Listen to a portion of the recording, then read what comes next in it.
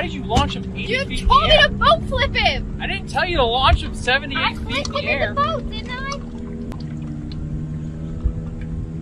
didn't I? Send it to the moon. I sent it! You said boat flip him! Oh, yeah. Do you fish?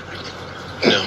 You know, people who don't fish think that fishing is lazy or boring, but it is the complete opposite. There are 100 little decisions to be made, variables to be considered, and you're never quite sure what made the difference. Did I cast too high, too far to the left? Did I reel it in too slow or too fast? Is the lure too shiny or too dull? Do I stay here or should I go over there? And you know it's not luck, but you do not know by how much. Because I am never, disappointed out here because I don't expect anything, because anything is possible. I can be hopeful out here, even in failure. Because I know if I just go out there around that tree, it might be different. Something might be different. Something I do might make a difference. On my property, you didn't win in my yard. Wait. All of you. Daddy, chill. What the hell is even that? You're listening to Fishing the DMV with your host, Thomas Ahrens. Fishing the DMV is brought to you by Jake's Bait and Tackle, located in Winchester, Virginia. If that doesn't get you jacked up, I don't know what will. We need to do another live stream, and I'll do it at the... We do. Good evening, everybody. Welcome back to Fishing the DMV. We are live from the Richmond Fishing Expo. How's everybody doing tonight? David Williams in the house. David, it was nice meeting you earlier today, dude. I really appreciate all the support everyone has given us. Hey, Thomas, it was such a pleasure meeting you, Carly, and Jared today at the show. I mean, Jared is awesome. Jared is everywhere, and he's anywhere all at once. Every time you look away, he's gone and he's somewhere else, and I really appreciate the guy. And honestly, everything, the support he's had to drive all this stuff down here has been absolutely awesome. Guys, we are here at Day 1 of the Richmond Fishing Expo. This is part 2 of the live stream. We streamed for about 4.5-5 hours, I think, this morning, which was absolutely crazy sauce. And then I told this guy, dude, you got to stop fishing and you got to drive down here. So I got him off the river somewhere up there in the Upper Potomac and the Susquehanna. It was frozen. It was frozen, wasn't it? Mm-hmm. And I got him down here. So to start this off today with the live stream Richmond part 2, Jeff Green is in the house. Dude, thank you so much for coming in here. I really appreciate it. What do you think of the expo so far? It's nice. It's the first time here. I'm going to have to get a booth. Is this your first time at any expo or just the Richmond Expo? No, just this one. This one? I frequent ones. I used to do one in West Virginia, up near Morgantown. Okay. I do all the small ones in the surrounding area. But these bigger ones are nice. It really is, and there's something we were talking earlier about, like ICAST versus like the Richmond Fishing Expo. The thing that's so nice about these is it's such a nice little fit to what we do, which is the Upper Potomac, the Susquehanna. Like ICAST, they may or may not care about the Upper Potomac, and I want to do the ICAST too. I want to go there and check it out. But and so that's what's so nice about these is like having information on the Upper Potomac is so important for an expo like this. Mm-hmm. That's really is just your niche. So. I mean, with that said, and this is what people are going to be wanting to know at home, what have you been up to lately? I think you were doing some ice fishing. I guess that's your new guide thing, is doing ice fishing. No, have you been out on the river much? I was ice fishing, but prior to that, the last time I was able to get on the water was in early January. Since then, we've had gale force winds every day. Temperatures dropped. Now we have snow, and the temperatures dropped even more. The water right now in the Potomac River is 33 degrees. Holy God, that's cold. The Monocacy River has chunks of ice floating down it, and it was reading 32 point something, 32.5 or something. That's and the insane. Susquehanna River is cold too. What right now is fishing better? Have you been out much? And if you have, like, what's been fishing better? No, I haven't been out because it's so cold. When will the fish start turning on again? Once the water temperature comes back up. To, what are you looking for? I don't know, high 30s. High 30s? Yep. Is it because they just literally stop biting when it gets that cold? Yeah, your percentage of catching fish goes down tremendously once you get below like 37 degrees. What does a guy do in the downtime when it comes to just tackle prep, things like that? Like, what do you do to get ready? Tackle prep. I work on my boat. I do different things to my boat. I tighten things up that come loose from just getting, rattled around all the time on that trailer and on the water. I work in my shop and, try to just make everything more efficient. Right now I'm putting up more pegboard, and I'm going to have a section in my garage / shop. The people have probably read it before, and it says, I say the world headquarters of shallow water fishing adventures. Well, I'm going to put up this 8x4 piece of pegboard, and I'm going to start acquiring parts too for my outboard, for my boat and everything, and have spare parts laying around as well. Smart. And a lot of the parts that get like houred out, so to speak, at 200 hours you're supposed to replace something. I keep those parts. Okay. And if the new one breaks, I have one as a backup until I can order a brand new part. Like I have a starter. I have 2 starters. The starter on my outboard went out a couple years ago, and I took it in and sent it off, and I had it refurbished, rebuilt. Smart. And I've just never had the opportunity to. Luckily, I've never had to use it yet. I mean, it really is. And let me scoot in here a little bit, guys. Sorry about that. I think my Oh, and chair I also installed a hoist in my garage, so that if I have to remove my outboard or I have to anything that requires, it's real heavy to hold and lift up. When it comes to my boat, I'm able to do that. That's so important, and I believe that was on our last episode of Fishing the DMV, by the way, guys. We had that on, is the importance of having multiple different types of things to be able to repair your boats, especially if you're a fishing guide. You need to be able to get on the water. That's how you make your money. I mean, I have 2 trolling motors at any given time. What I need is 2 boats. You can never have enough. And what's funny is some people might be like, oh, he's got 2 boats, but it's like, this is your living. It's like, and there are guys that do that, which makes sense for what you do. Well, it's funny because you'll go places and you'll talk to people that like boat dealers and places where they sell trolling motors. That's usually at a boat dealer too, and they always use the word toy, and I can't stand the word. They say, oh well, these are toys. Well, they don't know that I guide or this or that. Toy versus tool. Toy versus tool, right? And it's you hear that a lot in the world of fishing because I guess they don't assume anyone actually does it for a living. But you do, and that's what's so important, is to understand those different factors and the fact that, you need a hoist. And these are things like if you're an angler and you want to keep you keep an older boat in good shape, having the ability to work on your motor to save a little bit of money, to be able to change your own oil. If you can afford it, great to get that fixed, but that's a lot of money that adds up when you're talking about getting boat repairs and things like that. It's expensive to get your, rightfully so. Those guys are trained, marine mechanics, and, it's expensive to use use them when needed, but sometimes you do need to use them. Like I can replace any part that unbolts and bolts back on, but if it comes to the electrical side of the outboard or the, internal, mechanical side of it, I'd have to go to a mechanic. Because I'm not messing with that. I wasn't trained in it. Or welding and stuff. And I know recently you got the equipment to help with welding. I have a TIG welder now too. TIG welder. Yeah. And before that, I believe, and this was a year ago. Yeah, no, almost today. I'm still in contact with Jeff. Jeff is still available to fix people's boats too. So and Jeff McGowan. It's McGowan Welding. Jeff McGowan Welding. And the reason I brought that up is some people can't or don't have the means to get their own TIG welder, but then it's important to know somebody that can do stuff like that and have them close to you. For example, I'm looking for somebody to help me with my Mercury engine to get it tuned up because it's a little bit older. You just want to have it tuned up.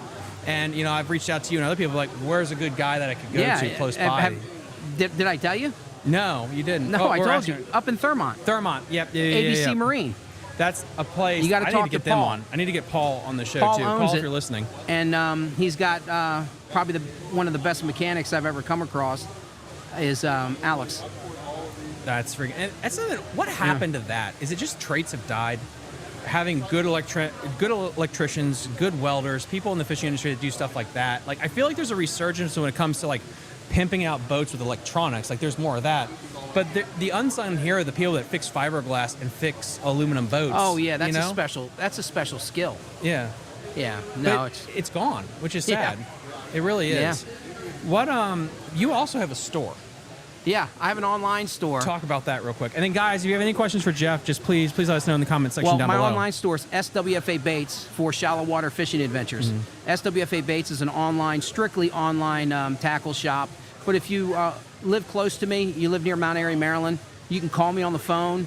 I'm more than happy to have people come over if they want to buy stuff from me in person. But it's not in a store. It's in my shop out in my garage.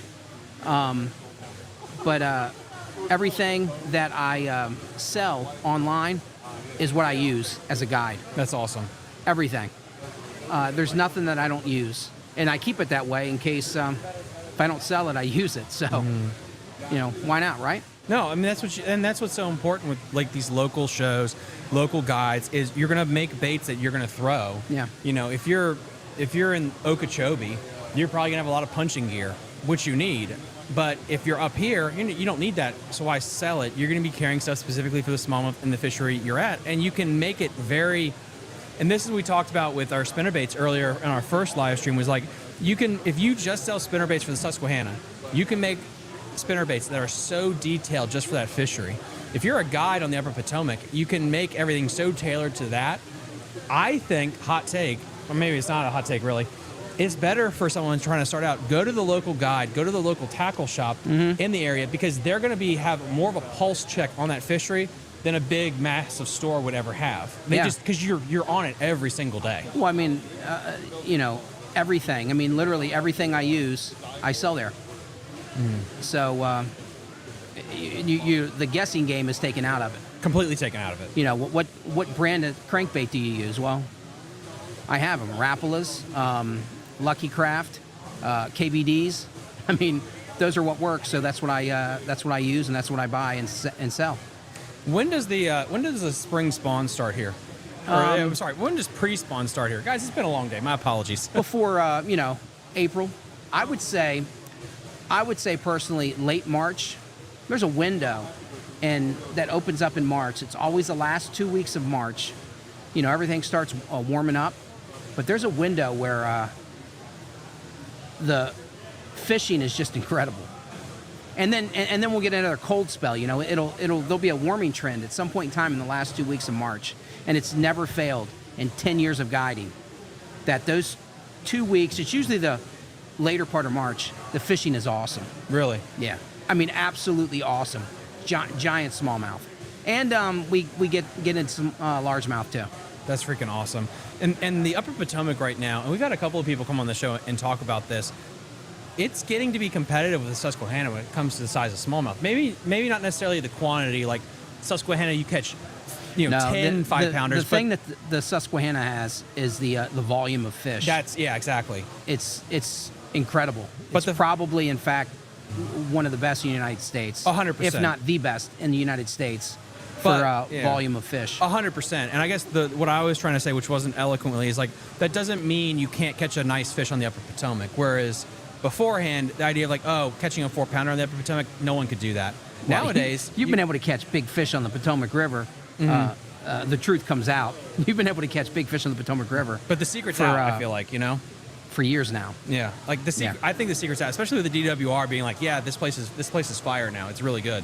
Yeah, and I think that's just really cool because again, the Susky guys, we know it's the Susquehanna has a lot of fish, has very good quality fish. I guide on it. It does. I mean, it's a no-brainer. But the Potomac River just has old fish. I like how you said that. Somehow, the fish live to be very old on the Potomac River, and I don't know why. That is interesting. I wonder why. I mean, a 20-inch smallmouth, it's got to be over 10 years old. Easily. I wonder how long a smallmouth can live. I never asked Hallecker that. That was a stupid thing on my part. I never asked Hallecker how long.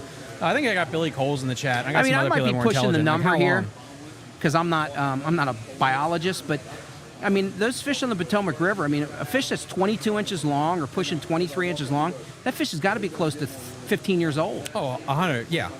Like, Can you imagine the life that those fish live for over a decade, living in warm water, cold water, floods? They're hardy. I mean, just muddy water. It's incredible that they can survive all that. And it really shows you. And that's why they're always angry. And it's the fact that place is right near D.C. It's so cool. Like, Susky's got. I just think the story. If you wrote a story like, let's say the strip of the Upper Potomac between the Falls up to Harper's Ferry. Yeah. You're right next to the richest county in the world. And a lot of people that go live there don't know they're next to a massive... You're talking about Loudoun County? Yeah. I'm talking about Loudoun County. And then, surrounding all of that, you have Montgomery County, Howard County, Maryland. It's a very wealthy area. But how many people you think know, there's like a world-class smallmouth fishery right here? Not very many. I think that's just so cool. Like, if you people drive hours to go to the Lake Erie, and you can catch 5-pound, 6-pound smallmouth, even close to a 7-pound smallmouth, probably depending on the time of year. And these two fisheries, the Potomac and the Susquehanna. Isn't that crazy? Yeah. And what's nice is because they're so close, if one's blown out, you could probably just drive up to the other one. It's that close. Well, that's why I guide in two different rivers. Which is brilliant, honestly. Yeah. And that's a question I've always wanted to ask you on a couple of shows is, with the weather patterns, is that probable where if it rains, if a rainstorm comes through there, one river's blown out and one's not? Yeah. No, it is. Really? Because they're two different watersheds. Oh, okay. I just, the Potomac River has over 17,000 square miles of watershed. Jeez. That's huge. That's massive. It's big. And so all this snow that we're getting, it's going to keep the Potomac River full of water for quite a while. That's freaking awesome, dude. Could make sure you hype up to the crowd. And we got some stuff here that we're going to do here. We got B-Bird on there. It was so great meeting you, Dave. Thank you for introducing yourself. We appreciate your support so much. Guys, we have 40 people in the chat right now, and we have about 10 to 15 people on Instagram. So we have over 50 people on a Friday. Please share and like the channel. It really helps grow this, pushes this in the algorithm. We have a couple of questions here. We have Josh Evans. Smalley's average lifespan, right here. Smalley's average lifespan is between 6 and 14 years old, with some specimens living as long as 20, according to Google. Holy shit, 20 years. Yeah. Huh? Yeah. Well, I'm not. He I'm just not good at answered reading. that for us. Yeah, he did. So he did. we were right. Yeah. We said 10 to 15 years. And then you think about that though. That's why it's so hard to fool those big fish. If you've been around 20 years, hopefully you got some intelligence. Well, I sometimes wonder if they do. I would think you'd have to be smarter than the other fish if you're that big and you've lived that long, and some of them just don't live that long, right? I mean, some of them usually something eats them. I mean, you know that's what happens is something gets eaten. What other questions do we have? Let's see.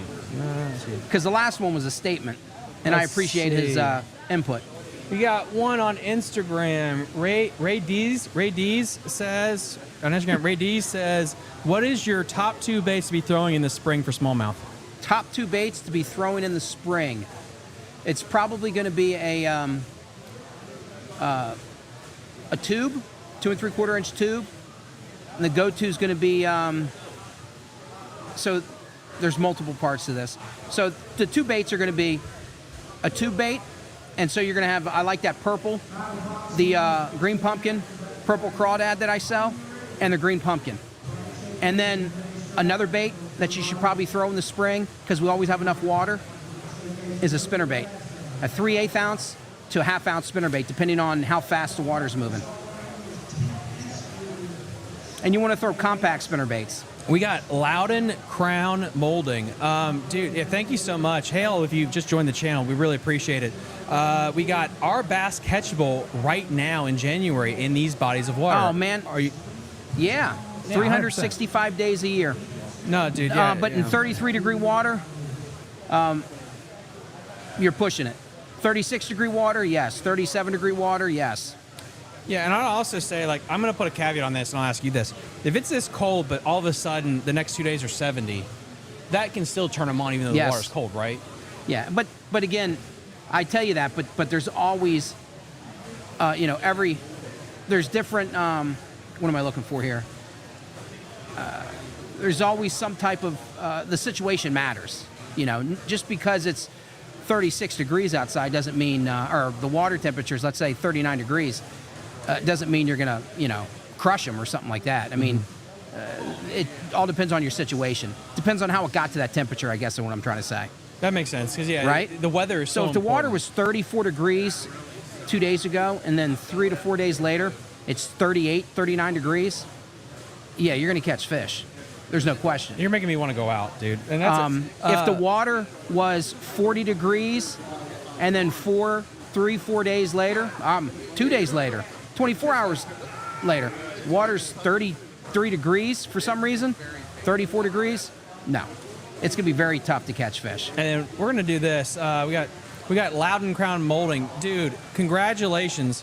Congratulations. You just won a gift card to Jake's Bait and Tackle. Message me on Facebook, Instagram, or you can email me, fishingthedmv@gmail.com. You can claim your gift card.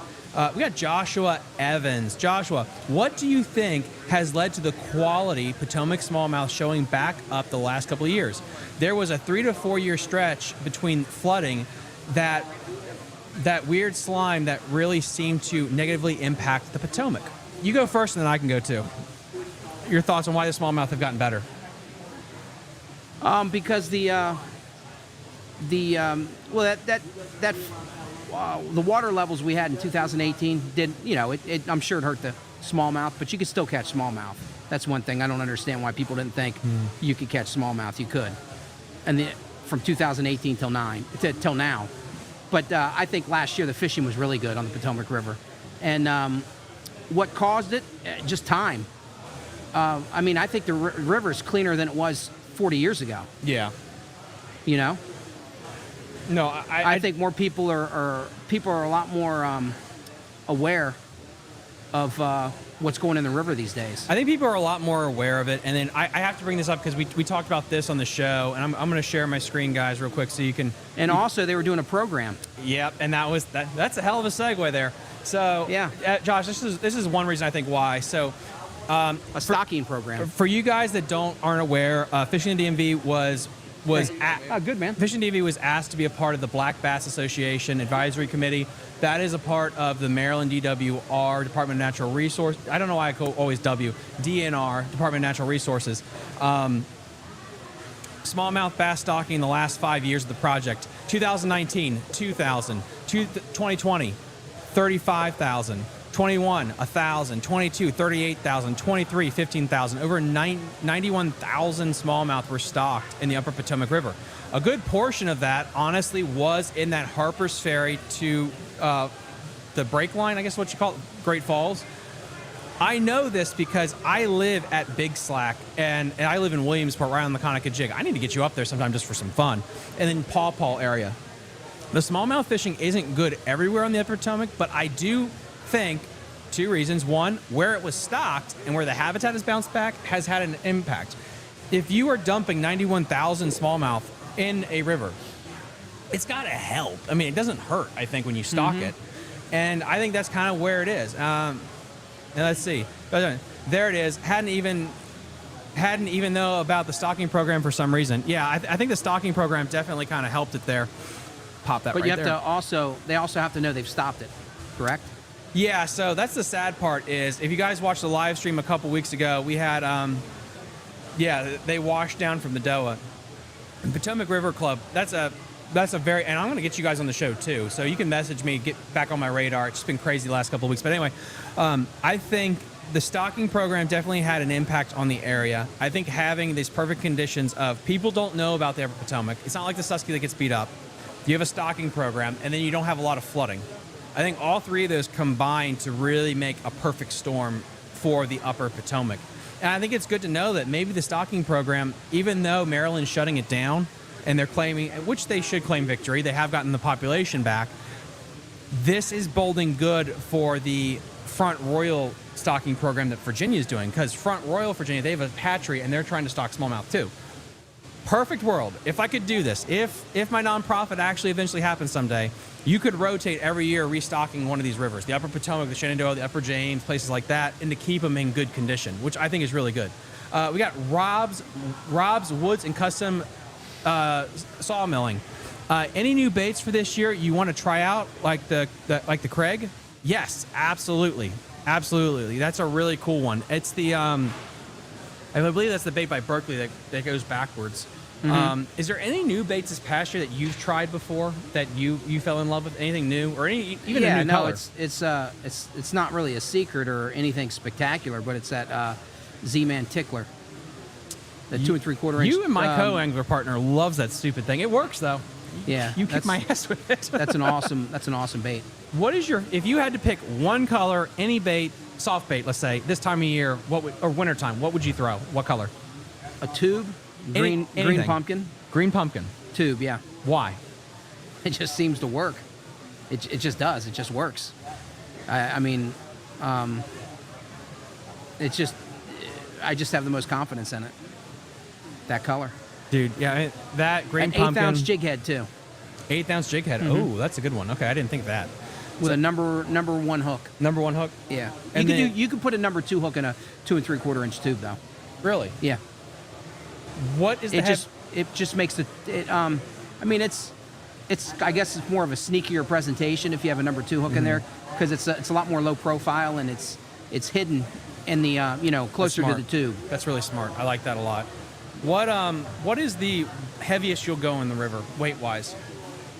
I'll go up to like a 1/4 ounce. Okay. It depends on what river you're on and how much water there is. And this was something I was bouncing around in my brain. Greg, we're going to get to your question here in a minute. I would assume, let's say we're just fishing tubes that day. It's good to have the same color, but then have a couple different weights to adjust. Is that a good strategy, or do you just keep one weight and then that's it for the day? No, that's good, because sometimes they don't want that plastic bait tumbling down the river. They want it, once you throw it out, they want it to be sitting in the current, just sitting there on the bottom. I like that. Just tumbling versus like just kind of floating in the breeze. They just want it. They don't want it. They don't want to have to chase it. Yeah, that makes a lot of freaking sense. And we got one of my Patreon members here, Greg. Do the smallmouth bite best with the changing water levels? Do they reposition on cover due to the change in water levels? Greg, thank you so much. Another proud Patreon supporter of the channel. I really appreciate everything that you do. Yeah. Thoughts? The number one thing that smallmouth do is move on the water level. Water level is the most important thing about fishing for river smallmouth. How fast do they make that adjustment to their positioning? Within hours. That's impressive. As it's falling and dropping and rising and falling. Wow. Yeah, I mean, a low water condition, you might find the fish on the Potomac River in the middle of the river in low water in December and January. They'll be in the middle of the river in current. That's insane. But the current's just so slow because the water's so low. Wow. If the water goes up several feet, they'll be on the shorelines, or they'll be on some type of mid-river current break that's causing a eddy in the middle of the river. That's so freaking cool. Guys, that's awesome. Guys, again, Jeff, for all the new people that we have at the Richmond Expo, could you just plug your website and your guide service? I know, guys, we have a ton more booths we're going to try to get to today as well. We've got so much more great content. But, yeah, please tell everyone at home where they can find you. Sure. You can find me at shallowwaterfishingadventures.net. That's my guide service. But my store will also lead you to my guide service. You can also purchase my guide trips off my store, which is SWFABaitTackle.com. And that's SWFA Bait Tackle, not SWFA Bait and Tackle. It's baittackle.com. And that has all my tackle that I use on all my guided trips. That's all I use is that stuff that you see online. And then if you guys are new to the channel, because I know we got a ton of new members already today, we have Jeff on at least once a month, sometimes more on the channel. He also does a ton of Patreon live streams. That way the Patreon members can actually ask him questions live, and then it gets re-uploaded to the public, but you don't have a chance to ask questions. Ton of content for Jeff. What people need to do is start looking at when you're on Instagram and Facebook. I put out codes all the time for 15% off. Sometimes I do flash sales, and they're crazy sales. I'm selling, like I just finished selling KBD lures for $4.25. And that sale is over with now. But that's freaking awesome. And then I was selling bandit crankbaits. I think they were $3.99 for like 2 days. And then I stopped the sale. Wow. So, yeah. Dude, again, guys, please like and subscribe to him. We're going to take a quick little pause here, and then we're going to have another booth come in, and then we're going to go booth to booth to booth. So, Jeff, thank you so much for coming on the show. I really appreciate it. Guys, we're going to take a quick commercial break. We're going to take a 5-minute commercial break, then we're going to have somebody else in the studios. Go to the restroom, take a break, come on back. We'll see you then.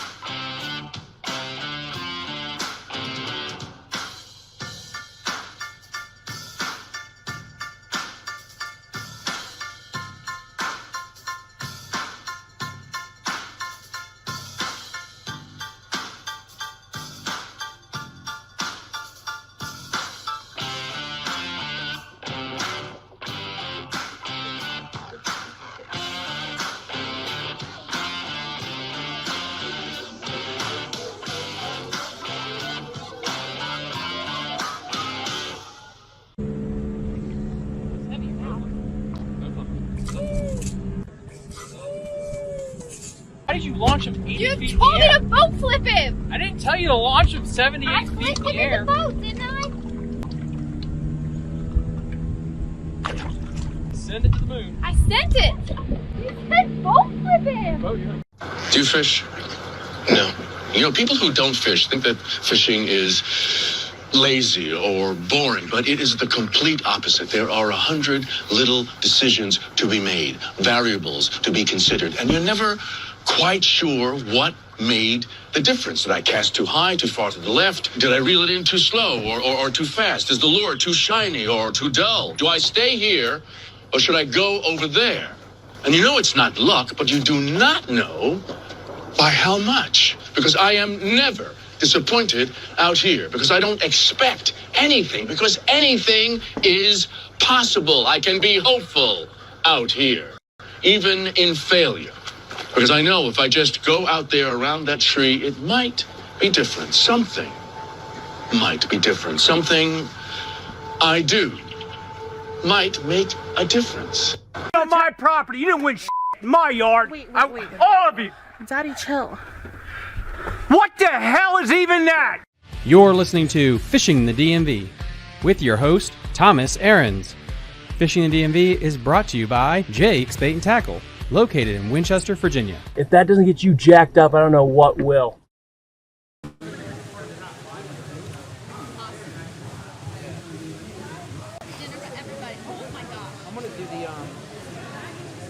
And you can see the screen too, so when you got to put your baits up. Yeah. Hey guys, Jared here, Jake's Bait and Tackle, Fishing the DMV. I'll have you slide a little bit that way. Slide your chair that way a little bit. There you go. So we're here with Kade Bailey, the infamous Kade Bailey with Dead Drift Fishing. The young man is in 7th grade. How old are you?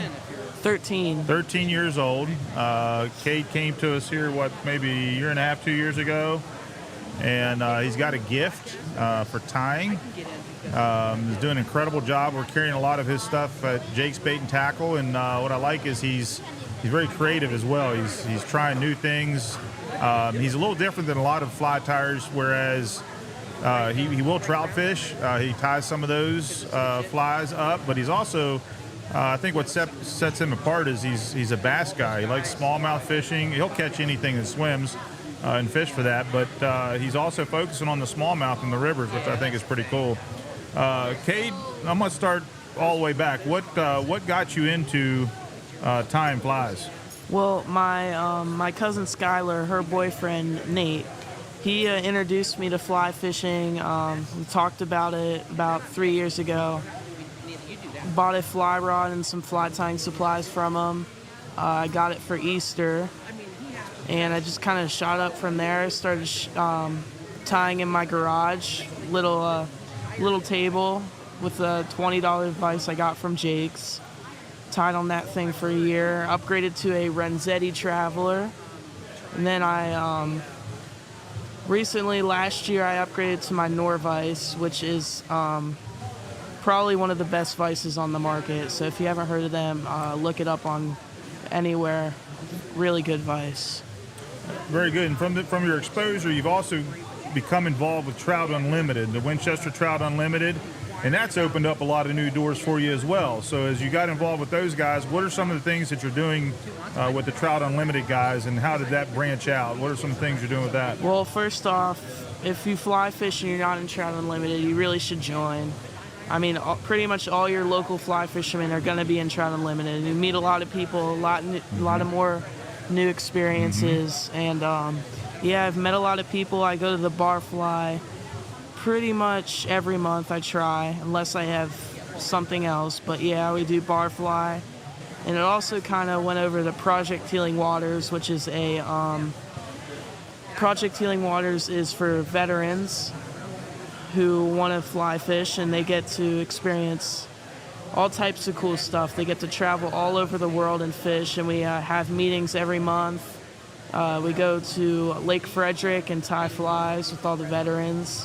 And yeah, it's a lot of fun. You should join. So the bar fly too, I think that's all awesome. That Project Healing Water is such a great organization. They were going to have a fly tying session at Jake's tomorrow, I believe, but with the snow, they postponed it to February. But on the bar, can anybody come? Do you have to be a member of Yep. Trout Unlimited? So first, I think you have to be a member with Trout Unlimited, which I think it's about $100 a year. I could be wrong. I'm not sure. But yeah. And then when you're there, you're just tying different patterns. Like Yeah. guys are bringing their vices and. Yeah, you just bring your vise, pretty much tie whatever you want. I mean, last time I was there, last Wednesday, we had some new people who've never tied flies before. And if you want to learn how to tie flies, just stop by. We can teach you. It's really not that hard. A lot of people willing to teach other people and introduce them into fly tying and fly fishing. That's a very good point. You got to start somewhere. Don't. Sometimes you're watching that, you think, oh, that's just too hard. I can't do it. But you're right. Once you learn the basic skill sets and with the thread and then tying a knot, you know, you're putting that fur and hair on a hook and you're creating things. And so that's really good. I've been very impressed with what you're doing with those organizations and groups. And that led you then to last weekend. Tell us a little bit about what you did down here at this same event center in Richmond in Ashland, Virginia. What was going on last weekend? Yep, so last weekend was the Virginia Fly Fishing and Wine Festival.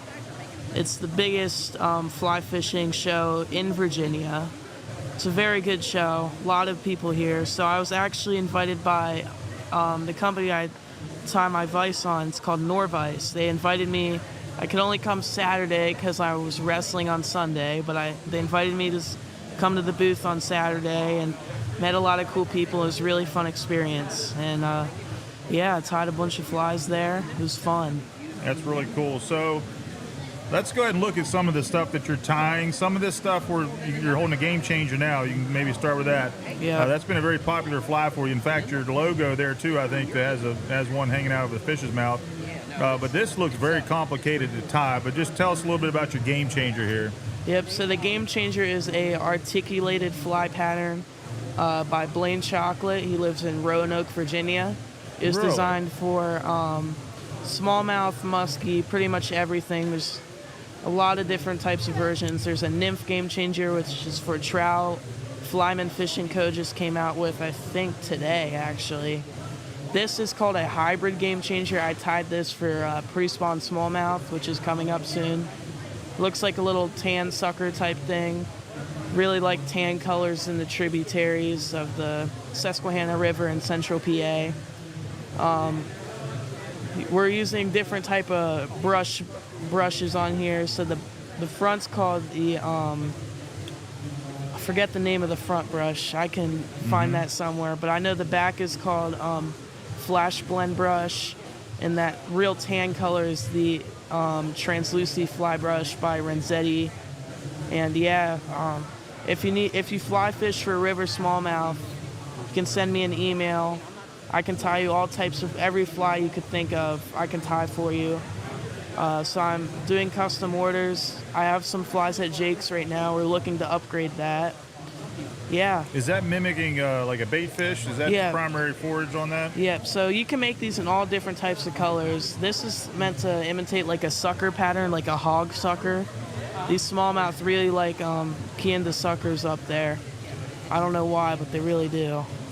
The other question too I have is, do you, like, obviously fly fishing, I know some of these other ones you're going to get to, you could throw on like a bait cast or a spinning rod, but is that something you could throw on, like a small spinning rod combo maybe, or no? Yeah, you definitely could. If you wanted to perform correctly, a 8-weight with intermediate fly line would definitely be the best option if you wanted to perform correctly. But yeah, you could throw it on a spinning rod. You could you can even throw it on a bait caster if you put split shot or something up here, make it a little heavier. It just won't perform as well as it would on the fly rod. Got it. Makes sense. So what else you got there? So here's another Game Changer. This is called the Changer Crawl by Blaine Chocolate. So as you can see, it has these two claws right here. It has dumbbell eyes, which are weighted, so it will sit on the rock like that, and it has foam on these little claws, so the claws will stick up. Float up, yep. Yep, they'll float up just like a real crayfish. It'll kind of go, you know, like a real crayfish would flee. That's right. Yeah, really realistic crayfish pattern. That's really cool. What I like too, he's a lot of this obviously. He's tying these. He's fishing with it. You've caught some good fish with these. Some of this stuff you've tied, which is pretty cool. What else you got? So I just started tying these. I tied these for this show because this is a conventional fishing show. First, I tied this buzzbait with the game changer connected on the back. Chris over there made this buzzbait. Thank you for giving me a buzzbait to tie this on, but it's just normal buzzbait. A lot of people know what a buzzbait is for conventional fishing with one of my game changers tied on the back. The advantage of this is if you could put a skirt on this, but the trailer, you never have to put a new trailer on unless you catch so many fish that this breaks. And if that happens, you can just email me and I'll give you a new one. But yeah, this will never come off. It literally cannot come off. There's no way. And so one thing we were talking about today, I was telling them, like, when you can cross, I've always talked, you hear me talk about a hybrid where you've got, you know, your fly guys are fly fishing and using these materials. And then you got your power fishermen and bass fishing. And when you can combine these two things, for example, too, I know Roger has some buckhair jigs or marabou jigs. And so, some guys are using this with spinning reels, but when you start combining, like perfect example, this buzz bait with that, what you have on the back there, I mean, that could end up being dynamite. It's not really maybe traditional, but it's I think it's going to be very effective. And I think, and you, like you said, you just literally tied that up here today. Yeah, I tied this up this morning. Just had an idea and tried it. Worked out pretty well. And he's already thinking about the next idea, and it's the mind just is, you know, these ideas fill the mind, and then he takes it from this idea and creates it, which I think is pretty cool. So it'll be interesting to see how that one works. What else you got? We got that one freed up if you want to. Yeah. So this is a willow blade we sell at Jake's. He picked that blade up, and that's a Z-Man willow. I believe they call it a willow. And I love throwing those with just I'll put a plastic swim bait on the back. A little more subtle action, but again, he's taken just that hook and he's tied to it. So what do you got here? Yeah, so I bought this at Jake's a couple days ago. It's just a game changer off the back. It's big jig head, throw this on a bait caster. Like I said, this will never come off. That's the advantage of it. Instead of putting a fluke on there that will slip, this will never come off. Great point. Very good. It moves phenomenal. Like that little metal shanks, they're called, and they just gonna have good action in the water. And you heard Kade say we'll tell you here before we sign off, like where you can reach out to him, where you can find him, and if you have ideas and you see something and you want him to do it, he's been very good about that. Tying up, we've had customers come in and say, you know, can you match this pattern? I want something like this, and we'll pass it on to him, and he'll tie it. A lot of times he can send him a picture, they'll tweak it, and he'll probably, you know, get it dialed in into something they can go catch fish with. What else you got? So I got this little Love marabou, this right here. marabou jig for some river smallmouth. I just literally tied this 2 days ago, just thinking of stuff that I thought would sell at this show. But yeah, it's just one of Roger's jigs, some marabou, and some dubbing. That's all it is. Very simple.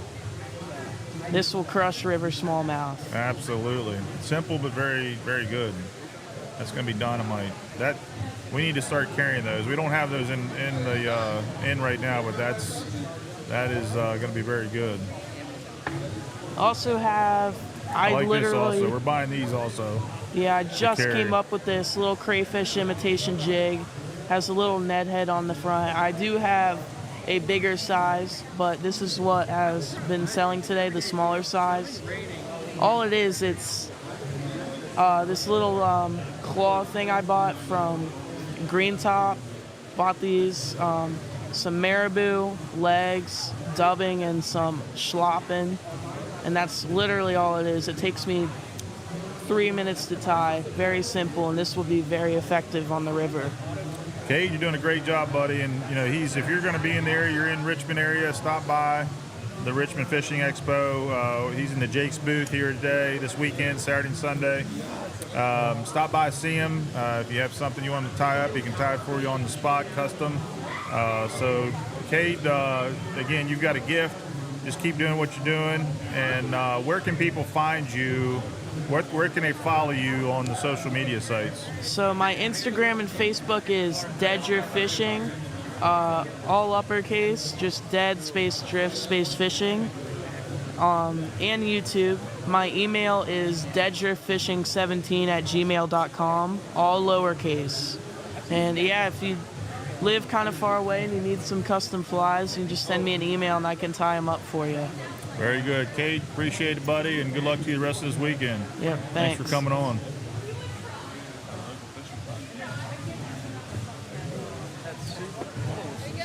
We're good. We're going to bring the next one on here. Either Daniel with Bent Rod Fishing. He's currently with a customer right now. Thanks, Kade. Chris is over here doing some, he's trying out one of his little buzzbait that Kade tied up. Hey, Kade, real quick, go over see what Chris is doing. He's got your buzzbait with the frog buzzbait in the pool. Mm-hmm. Yeah, he's with a customer, so you want to jump on, Carly? Carly Bird. And while we're waiting for the next guest, yeah, we're still Daniel's live. with a customer right now, so as soon as he finishes. So what do you think, year 2 fishing the DMV at Richmond? How do you think it's going? What's your perspective on fishing the DMV? I think it's going great. I think it's awesome. I think a lot of people recognize us from last year, which is super duper important. Yep, that's cool. We're networking. We're getting our name out there, and people are coming back and saying hi, and I've gotten a lot of fist bumps, a lot of high fives today. Today's awesome. Day 1. I even went over to the Bass Federation. Yeah, and I saw you over there casting. Learn how to cast. Yeah. They told her how to cast. She's doing a seminar later in the tank about boat flipping. Oh yeah, totally. Yeah. Yep, that's coming up in about 15 minutes. It has been cool to hear the followers talk about how they caught fish this year.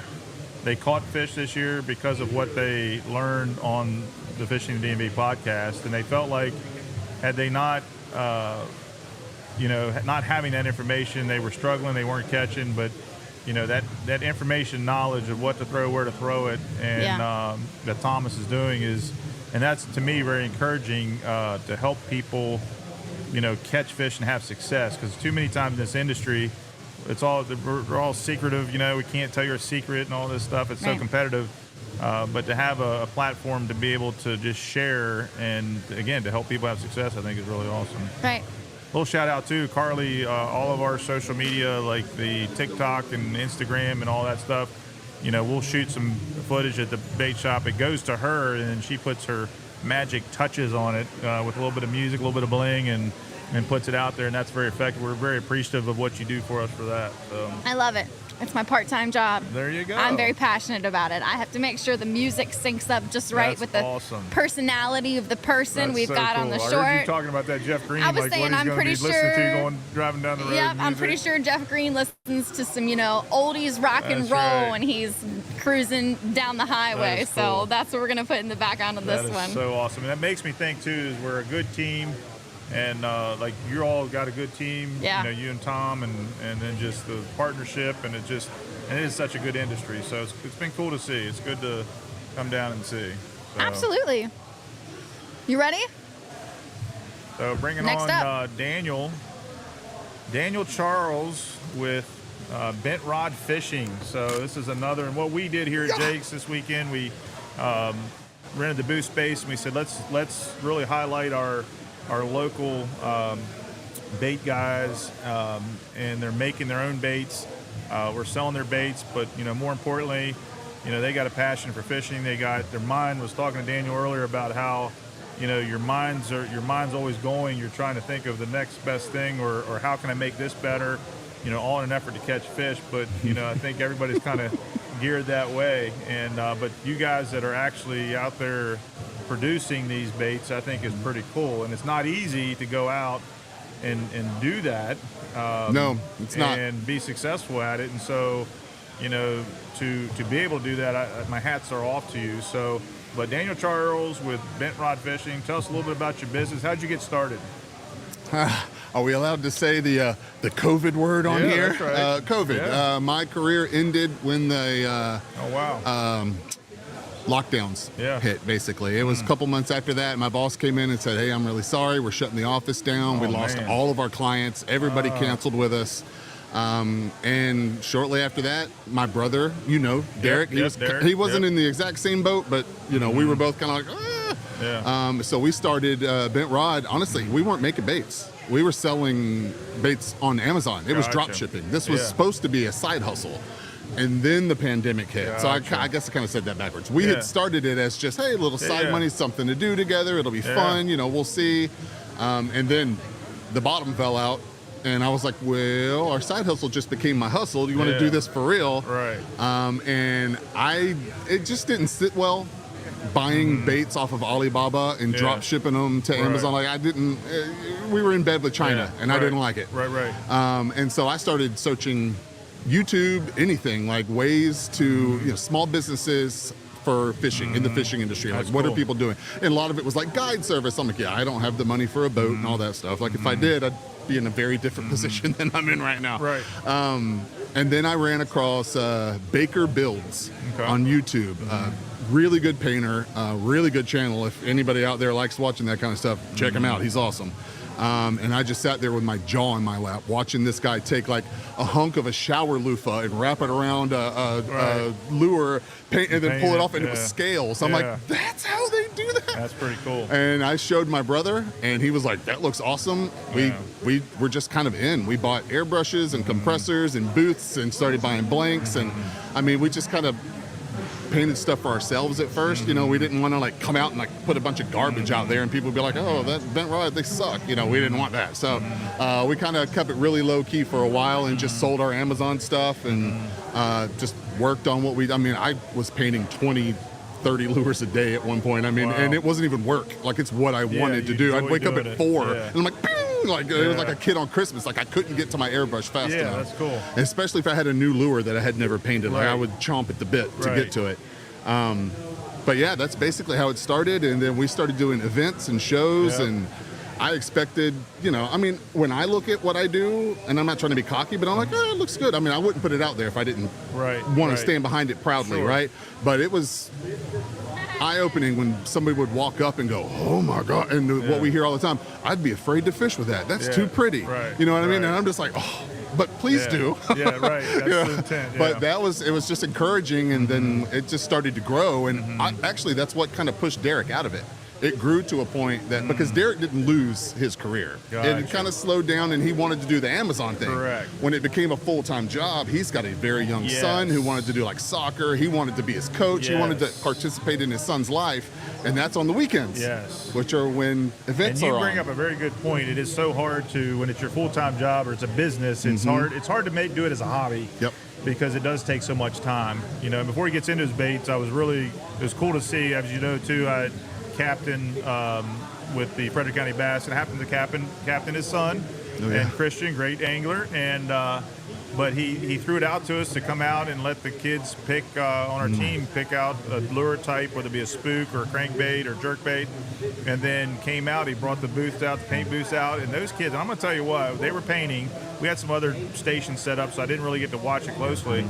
But when he took it back and did his finishing touch on it, when he brought those back, I was blown away by how good they looked. Credit to you all and your stuff, and the kids for the patterns they picked and the colors they picked. It was no credit to us. So we appreciate you offering that too. So that was so much fun. Let's get into what you got here. You got a couple products. Here's the camera here. You can show it. I'm very excited about this one. So I know I've been talking about painting baits, and this is obviously not a painted bait. I guess a little backstory. I had insomnia, couldn't sleep.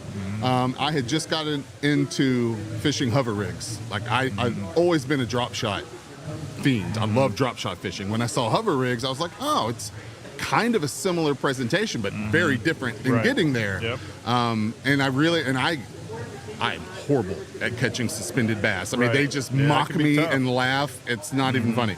And so when I saw how efficient hover rigs were for suspended bass, I was like, well, I got to try. So I started, I think I bought the core tackle, the hooks, which are amazing. Love that product.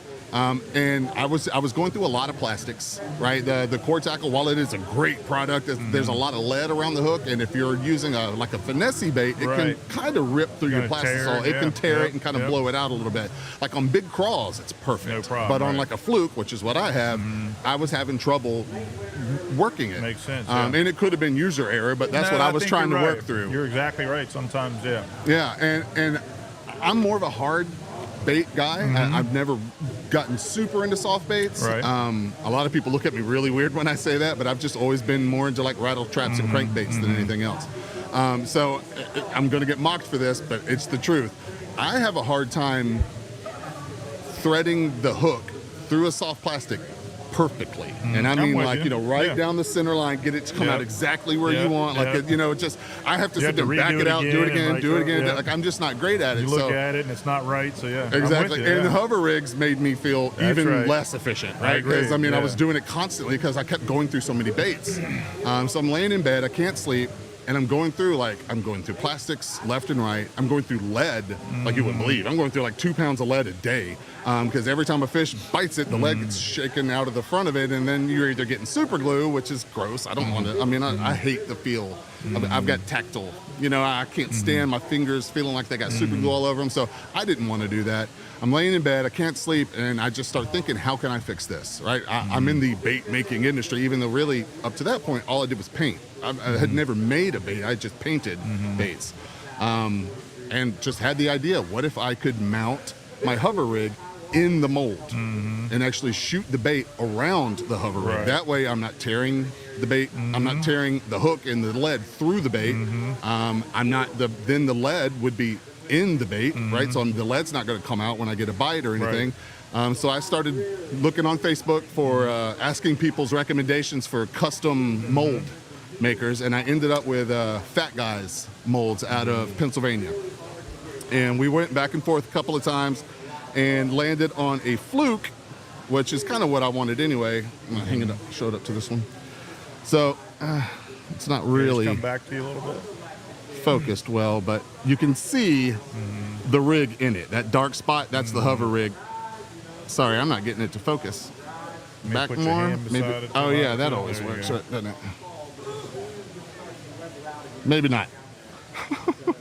Well, You can definitely anyway, see the that's profile, it. Yeah. So, yeah, we ended up with a mold where I can load these hover rigs into the mold, and because the mold is the left and right side, it actually pancakes that hook directly on that center line. Which, if I could get it to focus, you could see. Like, you can attest; they'll trust you. The center line of the bait, both the tie and the hook point, comes directly out of that dead center. Dead center, yeah. By having it mounted in the mold, that happens every single time. I can mass produce that. It's always dead center. As long as I have my lead, which I have figured out how to do, dead center under my hook, I get a perfect downward, I call it the death spiral, twirl as you just flip this thing out there and it just hovers its way down. Ready to fish out of the box. I mean, that is important.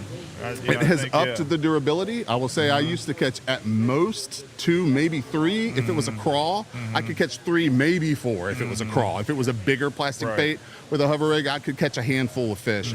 When I brought these to the Frederick County and I gave one to Cam, yep. I want to say he said he caught 8, but he had hooked 3 more that got off. Right. So he had 11 fish on it before he said before it started to tear, where the hook comes out on the back, it started to tear a little bit. Right. He said he squirted a little super glue and just squeezed it, which kind of made me go, because I don't want to do the super glue, but still, he was like, I'm like, able to use it. 8 or 9, like 10 fish, that's way better than 2, 3, or 4. Correct.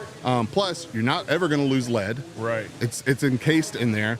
And then, I don't think it was Cam, it was one of the other kids goes, he was like, what's awesome? Even when the bait gives out, I can remove the lead from the hook, and now I've got a jig hook and an insert weight, and I can just turn around with any soft plastic I have, put the hook in it and the weight, and I'm still fishing a hover rig. You don't have to throw it out. You can still use what I'm used to make my hover rig. So, no, I think it's going to sell. I think it's pretty good. No doubt. I think you got a good product there. And Cam literally said, it's on my Instagram, when he first responded to me, he said, Mr. Charles, I can't keep the fish off this thing. That's awesome. Which I mean, come on. I was just like, yes. I mean, that's the feedback you wanted, right? So yeah, it's and from what I understand, I don't have forward-facing sonar, but from what I understand, Ricky said that when he looked on his forward, it showed up well.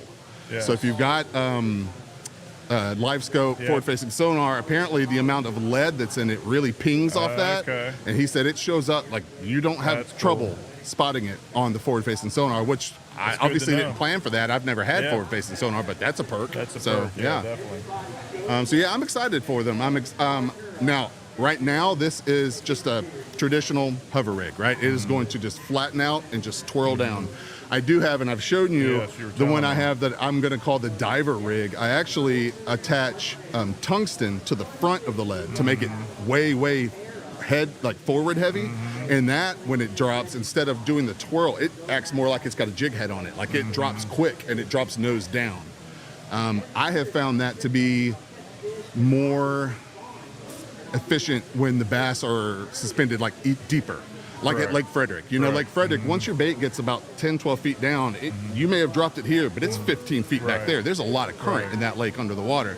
So this, if I'm targeting fish 25 feet down, I'm not going to hit them. I'm not going to get near them because I can't get it near them. But when I did the forward, the diver one, it goes straight down and it gets down there. You talked also about I don't know if you want to mention this, but the spinner, is that something you want to talk about too? Like inserting I can't show it. I don't know if you can pull it up. But the, Jake's, those are, what are they, TRD tail spinners, I think is what they are? Yes. They're it's like a little willow blade spinner that you can insert into the plastic on the underside. Yes. I think they're made for like Syncos. You stick them in the end of a and you would put like a shaky head, and on the tail it would spin. So I took, and I inserted one of those, let me put it in the camera here, in the belly here.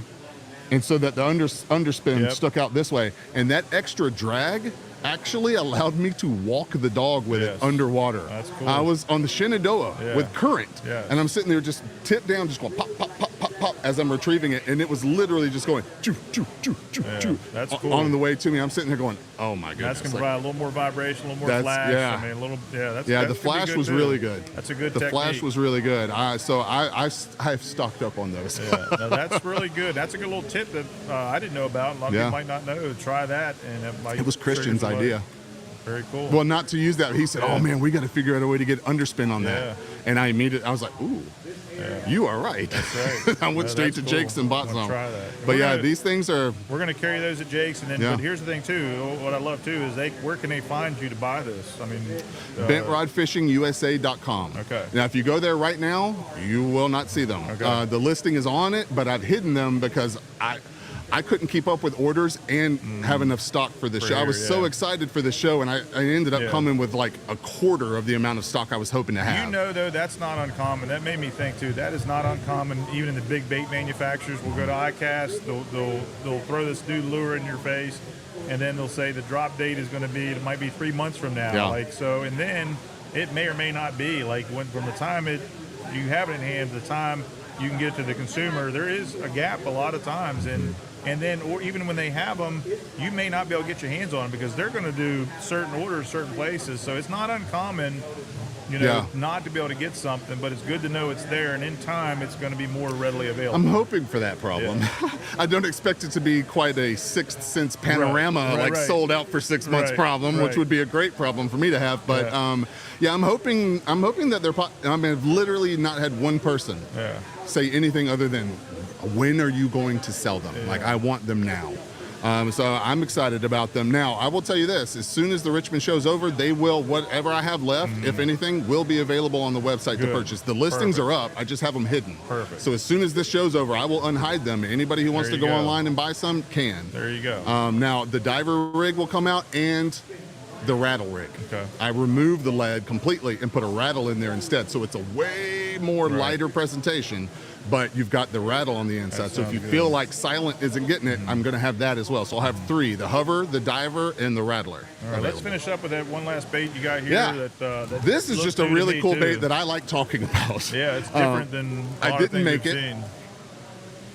I didn't make it, and I'm sure there's going to be plenty of people out there who recognize it, although I haven't found one person today who had even heard of this company. I have not heard of this. So the company that makes, and now this is a knockoff, please, company, don't sue me, but these are Matatachi Hanitas. Let me get it up here, this way. So it is a 2-piece swim bait, and it's kind of hard to tell, but the fins on the side are adjustable.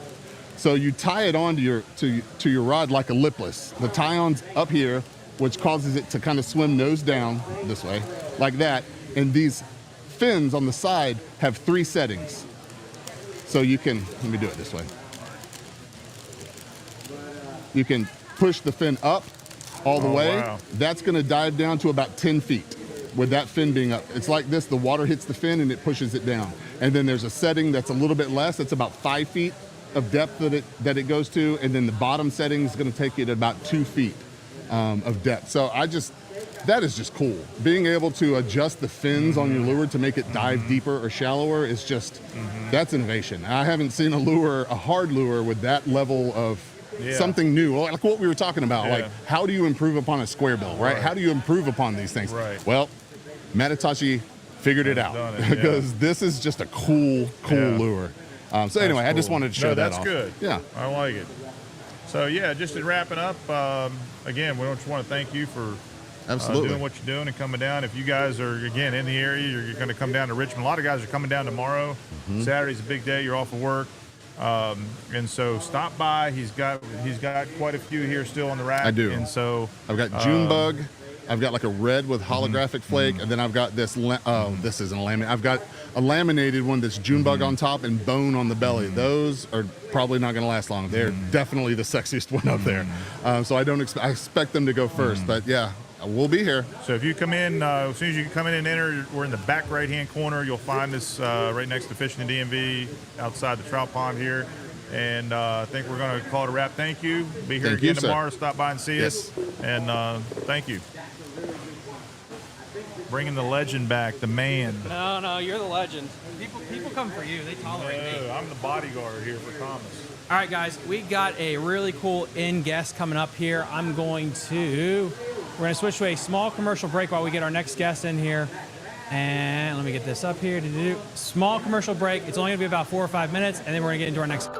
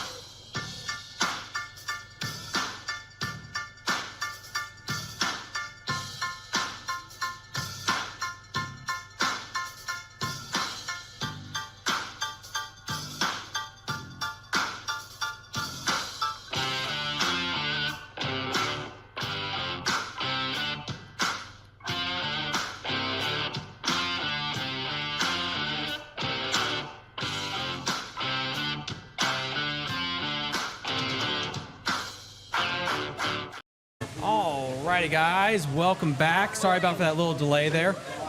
We have someone, I wanted to go booth to booth, but then I thought we had plenty of time today, so we were just going to go in person right here. This individual has been requested 1,000 ways to Sunday, so we have Drop Zone in the house. Sir, thank you so much for coming on. I really appreciate it. Thanks for having me. Just for the people at home that don't know who you are, please just give them a little snippet. Yeah, sure. So I'm Dennis Stump with Drop Zone Tackle from Lynchburg, Virginia area. And just about 2 years ago, we came up with an idea. I love drop shot fishing. I fish a lot of tournaments, so in pressure water, that's kind of a necessity. So we won a tournament, and the water got a little dirty. It got a little muddy on us in practice for the next tournament. Well, the fish, they wouldn't bite. They wouldn't bite the drop shot unless you basically touched them with it. So what I decided to do was just try to mess around with trying to put rattles in the weight, and I tried a lot of different ways. I just wasn't having any success with it, but I finally figured it out. And then when I did, it really made a big difference with the bass and how they reacted to the drop shot. And then I just started using it just personally, and I had some friends that use it at night tournaments, and they did really well with it. They started requesting more, so then it kind of turned into a business. So that's like most business, start with an idea and just kind of grew from there. What makes these weights so much different? So they all have internal rattles. There's a brass tube inside with tungsten beads. So you get the sound and vibration. I think the sound is neat, it's important, but I think vibration is key. I think the fish use their lateral lines, the bass do, probably more than we give them credit for. At nighttime or when the water's dirty, they still feed. And the bait fish, they don't make a lot of noise. It's more pressure waves. And it's more just the vibration that they feel. So the same principle applies with crawfish and things like that. They do make noise on the bottom with their shells and their pinchers, but the vibrations are very similar to what our drop shot represents for those crawfish. So there's a couple things that we do, and one of them is you run your leader real short between the bait and the weight, and then it mimics almost identical where a crawfish would be in the water column. And then with the rattle, so you're appealing to a technique that's almost always visual. And so if the water's a little dirty, or if there's a visual obstruction, a brush pile, a dock pylon, something like that, now you are adding sound and vibration, so you're appealing to more of the bass's senses in a very non-threatening, natural way. Okay, I want to show up to the camera. Yeah, absolutely. And then, guys, so now we got a close up, and we got this one right here. This is actually the camera that you can actually zoom in on. And this is just a really cool little product here. And I think you can hear it since mine's a little bit more sensitive right there, that knocking. Now, one thing that I noticed here on this, and I'll try to bring this up to the camera here, is the line tie that you chose to go with there. What was the thought process going with that one? Because I know, like, for a long time, it was really fashionable to go with the one where you just put the line in and you pull tight and it's snug. Yeah, that's a good question. So we have both types. We have the line cinch and the line tie. So the line cinch is the traditional weight. I personally use that. I will tie it at the bottom. If I do get hung, I can pull it. It does cut the line as it's intended to do, so I don't have to retie my entire rig. But the line tie is requested because some people just like it better. But also, they can use it as a free rig where they can run the line through. If you're not familiar with it, you run the line through the line tie, and you just let it swing freely on your line, basically like a Carolina rig without the swivel. So the idea is you throw it out, it goes down to a brush pile, your bait you keep your bail open, the weight shoots down to the bottom, and now your bait is going to fall in that line. The weight basically controls the angle and the direction that the bait's going to fall, but it falls much slower. So a Cinco or a robo worm, something now is only following the weight of the worm and the hook and the pull of the line. If you pull, it'll go ahead and pull it down faster. But if you just let it fall, your weight's down, and now, like, let's say the fish are suspended over a brush pile, but you still want to throw a drop shot. You can free rig it, put your weight into the brush pile, and now that bait is slowly falling into those fish that are suspended above it. So it's the same principles as when you don't peg a Texas rig, basically. It's the same kind of principles there to get the action. Correct. Yep, absolutely. But this will fall because of that openness right there of that line tie. It'll fall really fast if you give it enough line to do it. Where a Texas rig, you have to go through the cone weight. It may not fall as freely. This is going to fall completely vertical, going straight down. Where that Texas rig is going to pull your bait down a lot more. And then, guys, whoever asked the bass question right here, right now, win a gift card to Jake's Bait and Tackle. So, start asking some questions here. We got 23 people watching on YouTube. We got about 40 people watching on Instagram. So keep the questions rolling in. Like, when you started this thing, how fast did this thing blow up your business?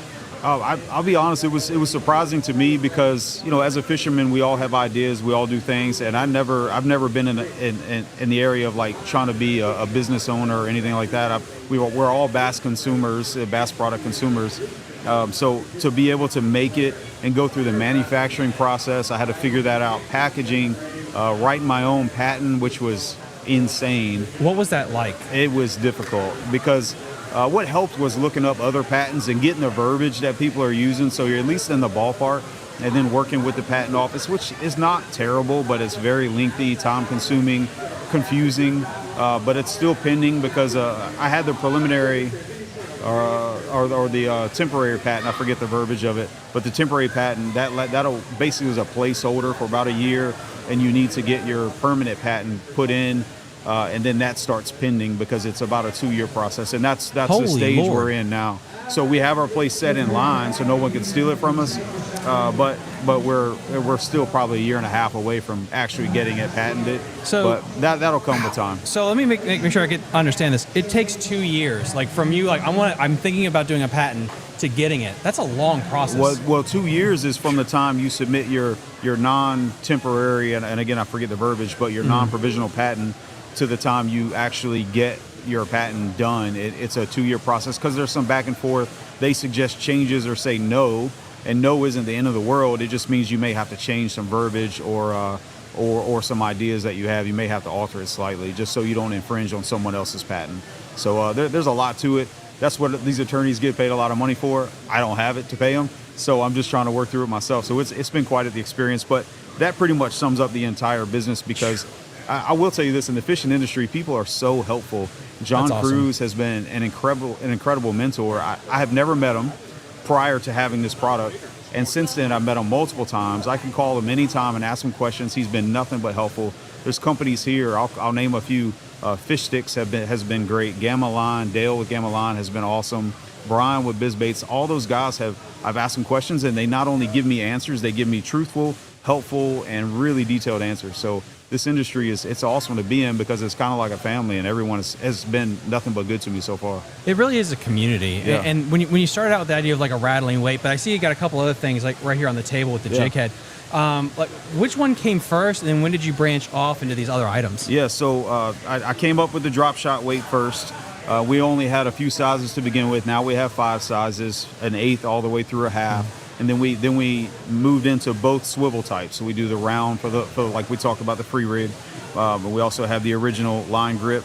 And then we moved into the rattle rig, which is kind of like everyone has it. Like Gamakatsu has the Jika rig, and then Owner has the Owner rig.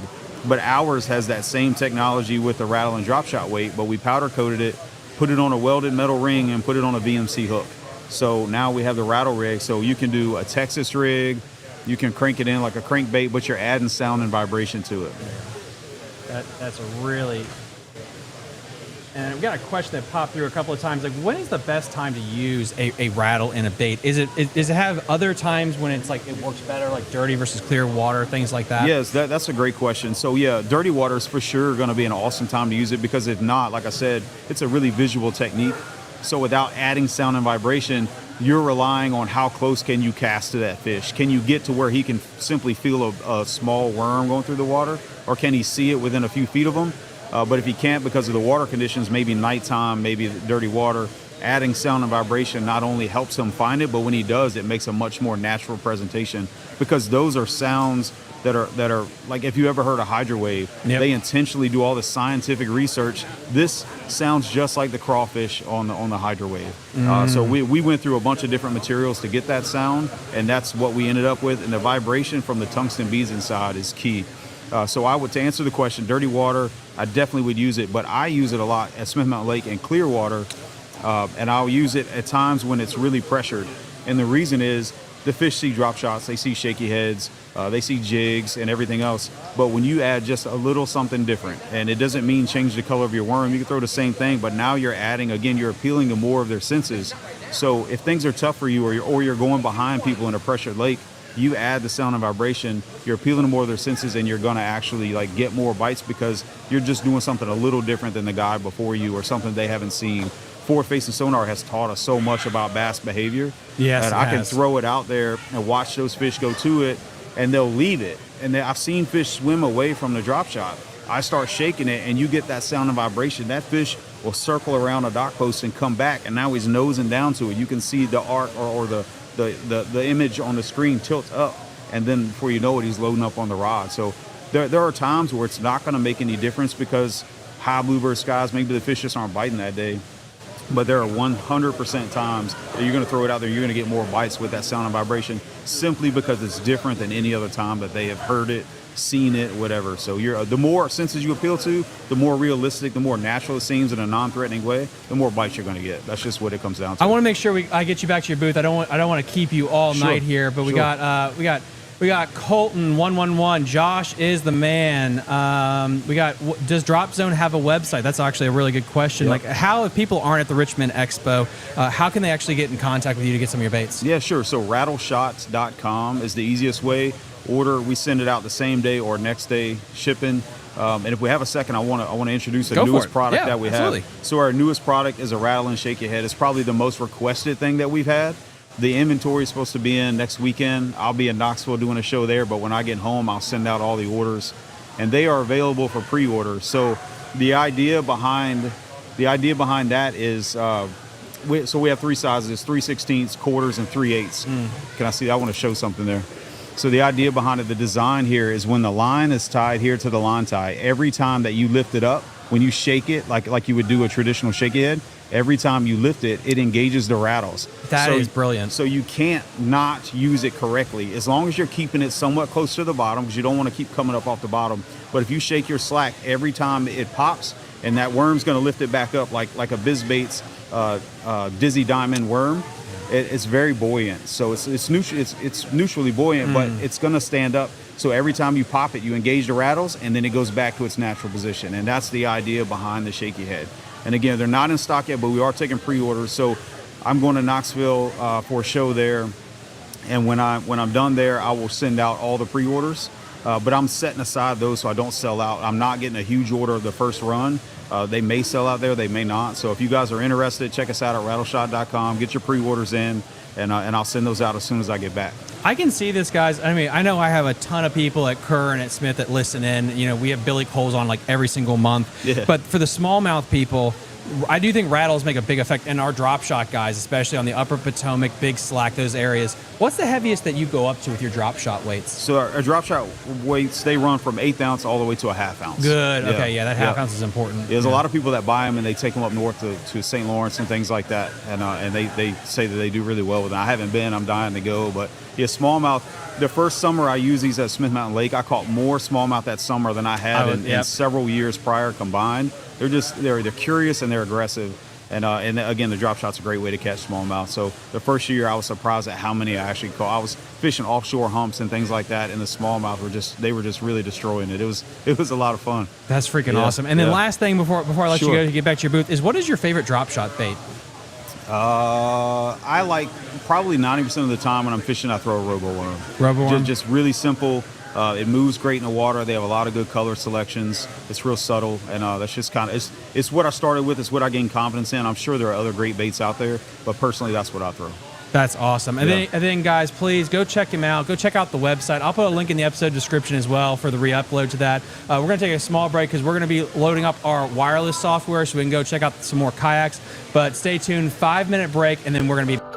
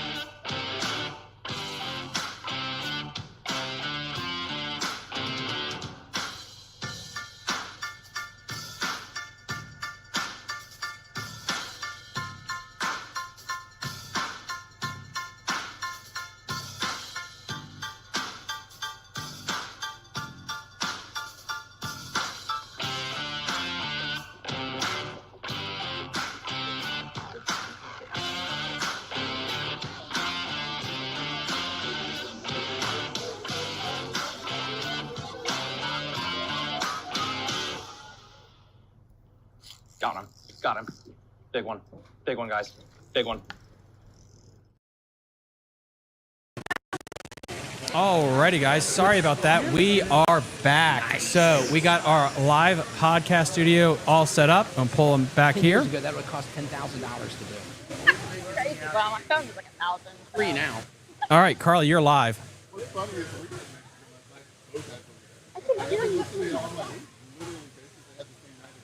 You're not plugged in.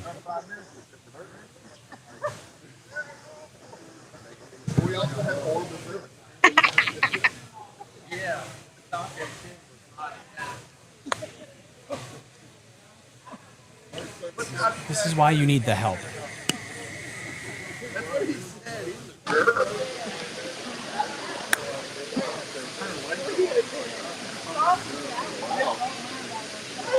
Yeah, she saw Sally was wearing all her cases.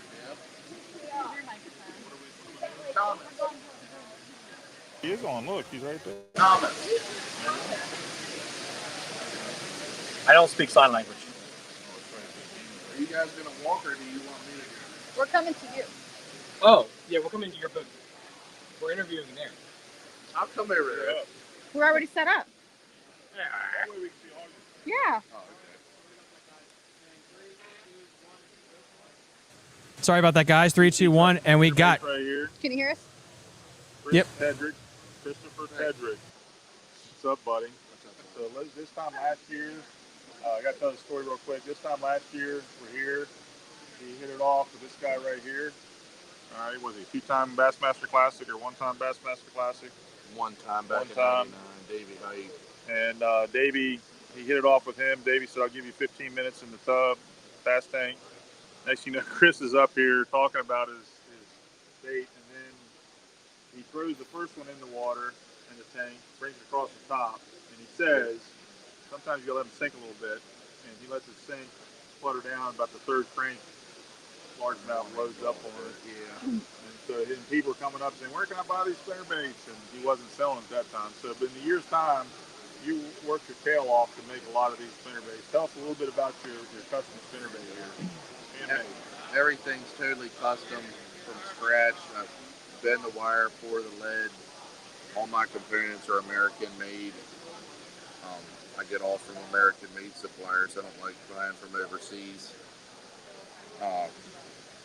I have four different styles. I have a 1 ounce, a dredger I call it, for deep water fishing.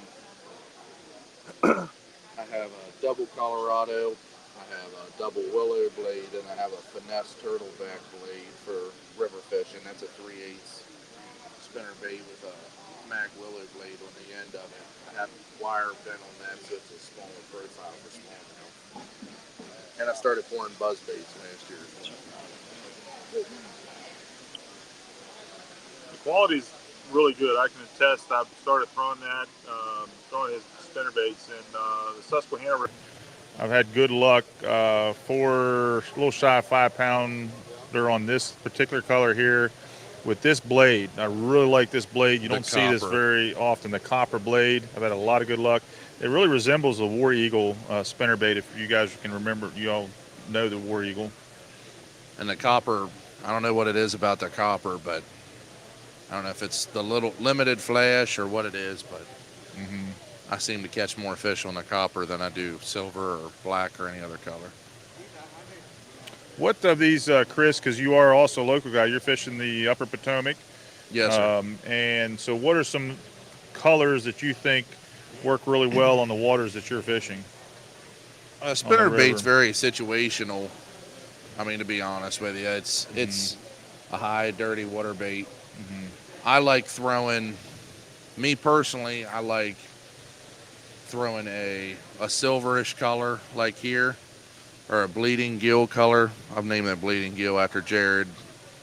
But I like those particular colors on the Upper Potomac. I don't know if there's a different forage of bait fish that has a silver hue to it. But that, and then that dying, the white with red bleeding bluegill pattern. That's probably my top seller spinner bait, and that the silver, and then that bleeding gill. I've noticed too, you've got some different key with spinnerbaits too. You got some different blade designs and combinations of those, and I think you truly are custom too. So I think if folks are looking for a particular color or blade design, I think you've done some that have been multiple blade. We heard that again today. People talking about multiple blades, 2 or 3 willow blades on there.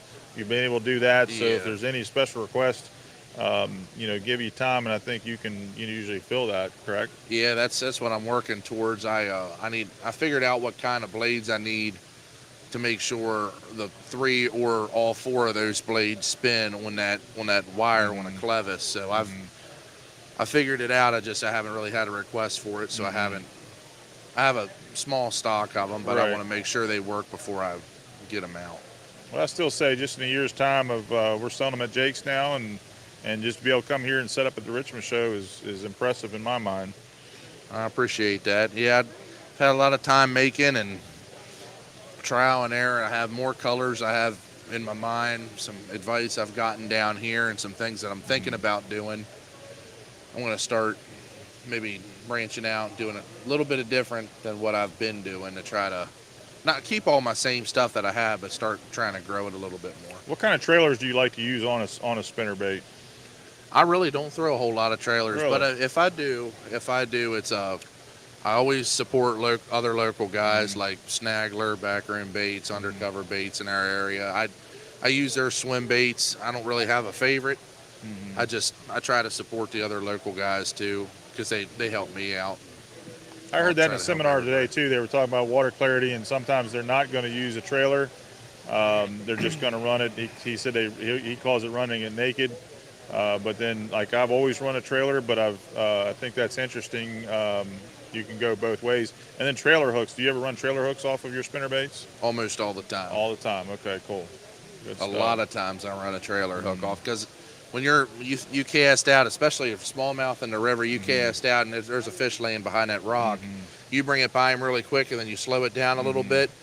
9 times out of 10, he's going to short strike it, not necessarily because he wants to eat, but because he wants to kill whatever that is. Right. Very good point. And I think spinnerbaits are something making a big comeback. I know I used to throw them a lot when the jackhammer came out. Really went to that heavy. But there's a place for these, and especially on a windy day. Anytime I get a windy day, I'm going to be throwing this thing on the bank. Yep. Caught a lot of walleye last year, and it seems like the Potomac River's making a comeback too, from what it was even from when I was a kid, and I'm not very old, but we all see improvements and stuff, and I'm happy to see that. Don't be afraid to throw these big spinnerbaits in the Susquehanna River, Shenandoah River, Potomac River, even for the smallmouth. They're very, very effective. They are very they're effective. Not too big. They'll work. So Buzz baits, I started making them this year too. I got a mold to match my spinner baits. Really happy with it. Like how these go. My buddy thinks I'm nuts whenever I'm tuning spinner baits going down the road at 70 mile an hour. Sticking them out the window, but that's how I tune my spinner baits. There you go. Oh, well, my buzz baits, I mean. Yeah. Good stuff. Well, anything else, Chris, you want to add? Since last year, I was able to add a 1 ounce spinner bait to guys who are fishing on lakes, especially down south. I got different color combinations, different blade variations, everything. That's starting to, I think I figured that out. A couple different blade variations on that to really produce. I'm hoping this year I'll be able to get more testing and more tuning done with it. So. And as guys, as we said before, Jake's, we're, set up here at Richmond, and we brought these local guys. And so if you're coming down tomorrow, a lot of you guys will come down tomorrow. On Saturday will be a big day. So as you enter the building at the front, we're in the far back right-hand corner. Booth 103 and 104. 104. And so come back and check in, say hi, and then, pick up these spinner baits. I can show you pictures of fish that are eating them, and they're going to work. So yeah, everything's stop by and see us. Tested and tried and true. So please stop out, see us, buy a pile of spinner baits. Everything Kade has, everything Daniel has. Appreciate Jake's and letting them have us come down. And let me say real quick too, thank you, Chris. We appreciate you guys. One push that we're trying to make, at Jake's too, is we do have an online store. If you didn't already know, you can shop online at Jake's. We do have the 4,000 square foot floor space here, nothing but everything's fishing. But if you are out of town, you can't make it out, check out our online shopping there. You will find, again, some things you can't find at Bass Pro Shop there, and we try to support local like these guys have been saying. So appreciate you, Chris. Thank you for having me. And thank you, Carly, for having me on. I'm sure I'll talk to you again. Yep. We'll see you guys. Thank you. So, do you have a question? Does he have a website? How can people get a hold of him online? Chris, we had a question online. We didn't answer it yet. What's that? People want to know, how can they get a hold of you online if they want to buy fish? Do you do that, or do they need to go somewhere? Right now, I have everything. Everything that I carry is down at Jake's except for the 1 ounce spinner baits, but I do have a card. Right now, I don't have a website or anything, but you can call or text. You can call, text. Still working on the social media aspect of that. Get you a QR code. Yeah, QR code. Thank you. Yep, thank you. We're good? Yep, we're good. We got the questions, got everything battery powered, got everything operated. We were actually, I can learn a little bit, even though I only have like a high school education. We started in here so I could quickly get the mics set up, so we could actually do this correctly. You being efficient. I know, I'm actually efficient for the first time. We got a lot done today. It was a busy day. Yeah. What was your favorite part? It's day one, and my favorite part is to bring these guys out and that are making baits and just highlight them, and again, more information. I sat in the bathtub and learned a little bit more about skipping and just going around talking to the local bait manufacturers and finding little niche things. The Susquehanna guy. Some things in the Susquehanna River that darters, they call them darters.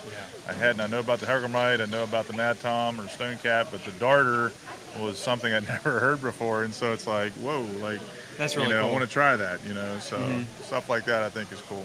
So guys, we're gonna give you we're gonna be closing here at 7 p.m. So we're gonna try to hit I want to hit one more, maybe two more booths, because my goal really was to make sure we hit enough booths today. So tomorrow is a little bit light, so I'll be here all day to be able to do meet and greet. So just one or two more booths and we'll be good. It's just honestly how much, this is one thing, and this is not, I don't know how to say this because I'm not trying to do a brag, but how much these small companies really appreciate, these small businesses really appreciate the coverage. And there's a lot of people that reach out that are just sincere of like, hey, thank you for doing this. I appreciate it. And I don't know, that's kind of awesome because I feel like a lot of people overlook these guys. We already did this one. Okay. So I haven't done spool before. And this is good also like for Jake's or just anything, like just to come down here and meet different companies. Yes, so the networking that can happen is awesome. Do you see anything that anyone you want to hit up particularly? Rod benders. Ooh, rod benders, man, that got like a lot of stuff. Biz Baits. I heard about these guys.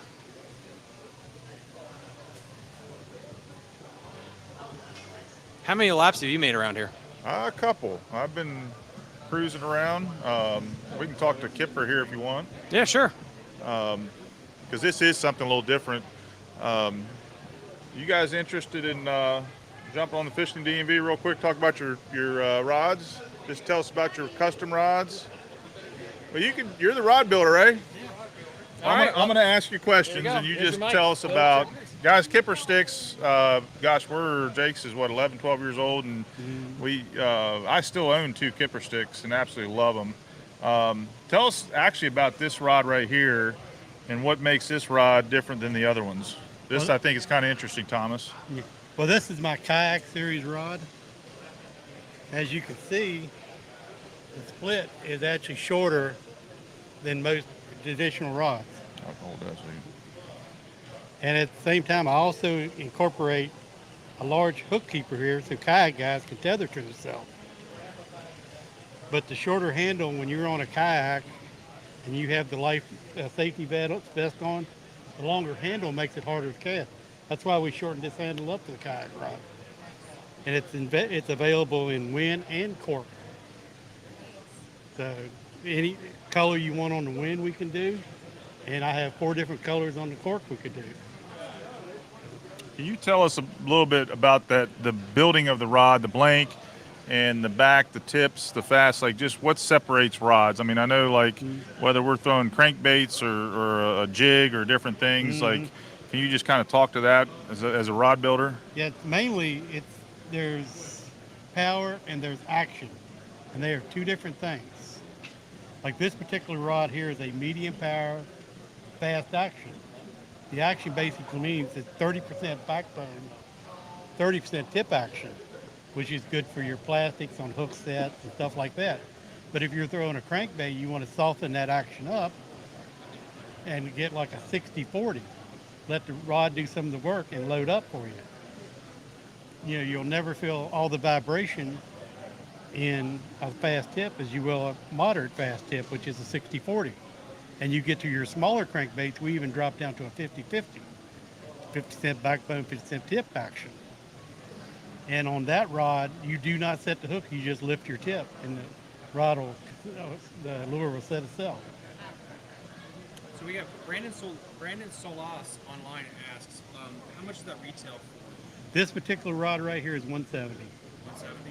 Mm-hmm. That's really nice. That is a great price point. I mean, I'm telling you, they're quality rods, guys. I mean, they're light, and it's just and you're all out of Virginia, not Stewart's Draft, Virginia, guys. So you can't get any more local than that. Stewart's Draft, Virginia. Great built rod for a good price. Well, you also got to remember too, on a custom rod, every blank has got a spline in it. Okay. When I build this blank, I'll align that spline to those guides, which will increase your sensitivity and power. Very cool. And that's the thing, as a rod builder, you know these things. Like when we're buying rods, you don't really think about all the finer details of that process. Your production rods, you know, they don't have time to do that. Right. They just put the handle and guides on wherever it lands. What now? Where can they, if they don't make it down here to Richmond tomorrow or Sunday to pick up one of your Kipper stick rods? Where can they find you? Where can they shop? Online, I'm assuming? Yeah, we have a website, kippersticks.com. You can also call us and set an appointment up, come by, look at them, and purchase rods. That's really good stuff. I'm telling you, I'm very impressed with your rods, and check them out, guys, Kipper Sticks. So thank you. And you're talking to the owners, too, of the business. There he is, Kip himself and his wife. We all know the women, the brains behind the business here. So, and then Gunny, real quick too. Thank you so much. That was great, Gunny. Come here and tell us about. I want you to give me a re-thing of this buzz bait that you were telling us this morning. Got any left? So we saw Gunny down here at ICAST last year at ICAST. Bill Sentimel came out with this design. It's a unique buzz bait that you've never seen before. But what makes this buzz bait so different, Gunny? Well, one, you got 5 points of contact because you get two different blades on one wire, okay? And the other thing is this is a 2-in-1 buzz bait. You can get the standard noise that you get out of a buzz bait. So if you're fishing a little bit calmer water and you want that standard buzz bait sound, you get two blades creating that sound. So it's a little bit louder, creates a little bit noise. As the weather picks up or the wind picks up and you want to change to a clacking sound, you would have to put another buzz bait on. Right. All you have to do with this one is take the trailing blade and bend it to where it comes in contact with the forward leading blade on both sides. Now you have a double clacking buzz bait, and it sounds like a Gatling gun. Instead of that buzzing sound, you get a clack, clack, clack, clack, because every time that blade turns, it's the trailing blade is making contact with the lead blade, and it's doing that twice every rotation. Okay. Also built the head of this, it's got almost like the bottom of a boat design on it. Okay, this flat design here on the... Yep. On the head, you can see how it's kind of got a little bit of a boat, the bottom of a boat. It's shaped like the bottom of a boat. It comes up out of the water and planes extremely quickly. Okay. You don't have, most buzz baits you throw out there and you're starting to reel before the bait hits the water. You can let this one hit the water and two cranks to the reel, it's on top of the water. So it's keeping the bait in the strike zone a little bit longer as well. Because you got not only the head, but you got the double blades that's causing more lift on that bait, which causes it to plane out quicker and stay on top of the water a lot better. And you guys, if you go back and look at the Fishing and DMV iCast footage, I'm just now thinking too, because we had that running last year on the water on that Tuesday, and you could definitely hear the different pitch, different sound of that buzzbait that it was making. You could hear it from 30 feet behind me. Yeah. I mean, people would hear it and come down to the edge of the water at iCast because they're like, what is that? Because it sounded like a Gatling gun going on. And depending on how much bend you put on that trailing blade, it changes the pitch. So if you want it to be really loud, you bend it way down so it's making more contact back here. If you want just a lighter bit, you can play with how much you bend that trailing blade to change the pitch of the sound that it makes. So you get you get 2 baits or 3 baits in one. And they all come packaged with a Nature Series frog, white, black, green pumpkin. Okay, they're already prepackaged with that, and you can buy extra Nature Series frogs. Just regular Fish Lab Nature Series. This is the 3.5. It comes with a 4 1/4 on there, and you can buy the packs of 4 1/4, and you can change the color of it too. One thing real quick before we leave, I want because this is kind of unique too, guys. Your trailers there for like a spinnerbait. This is kind of interesting. Something a little different that you're not used to. You've probably not seen this. I think it's kind of interesting. The BBZ mimic tail that Bill designed, which goes on the back of the BioBlade spinnerbait. Each one of the spinnerbaits comes with one of the BBZ mimic tails already packaged in it. Okay, and what this bait does, and you can see it on the back of the spinnerbait, it's there to give it the illusion of realism, to make it look more like a bait fish. Because if you look at the way bait fish swim in the water, they got a real tight, they don't wag. They don't wag back and forth like a swim bait does, like a paddle tail swim bait. It's a real tight wag on there. So, and that's the same thing that these tails do on the back of this bait, on the spinner bait. Now, the way this is designed, you can't misrig it because there's little bitty spots right there where you put your hook in and bring it out. So it's real easy. It goes right on the back of the spinner bait, just like you see here. Oh, that's cool. All right, and it's already got the little holes on there. Not really holes, but indentations. So you can take one off and you can see the indentation on it. You see how it sits on the bait? It just sits right on the end of the bait. And it just shimmies back and forth. And that's to give it that realism. It has that real live action like the tail of an actual bait fish, but it also gives the profile of the entire bait to make it look more like. You don't need the whole body because the skirt's covering it up. The so skirt's covering it up. It doesn't overpower the bait. Right. I think that's pretty neat. Yep. And there's something important about the actual spinner bait too. This is the bone color. There's not a lot of bone colored spinner baits. I saw online that there's several out there that call themselves bones, but they're more of an off-white. This is an actual bone colored spinner bait. Okay, so when you got a little bit off-colored water, you know, not so much you need to throw a white and chartreuse, but you want a little bit of color to it, you can go with a bone.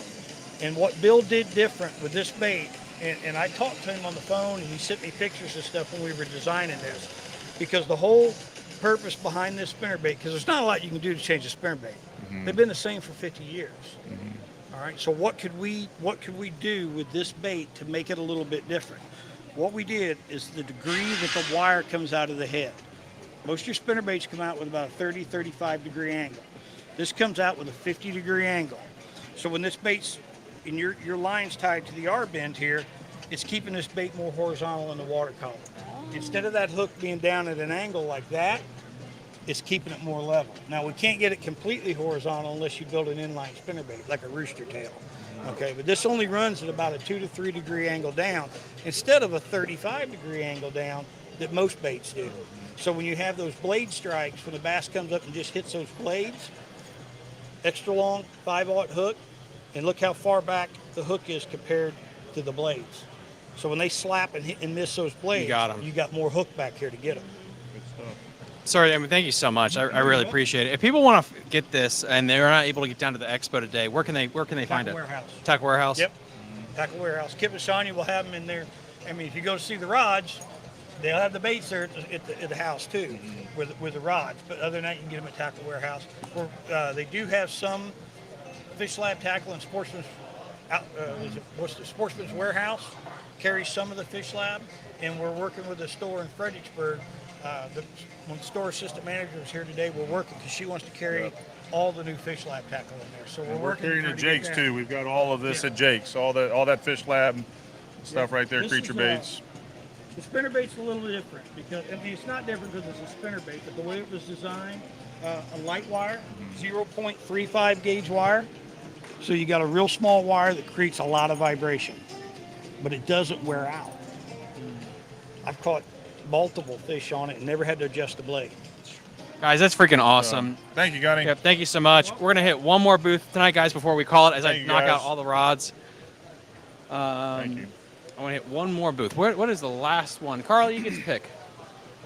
You've been working hard here, holding the camera, doing everything behind the scenes. I mean, Jared been doing a hell of a job today, honestly, with everything. I mean, Jared's got a juggle like 20 kids, honestly. So We owe huge it shout all out to to you. Thomas, Yeah. the man. No. I'm just your bodyguard today. I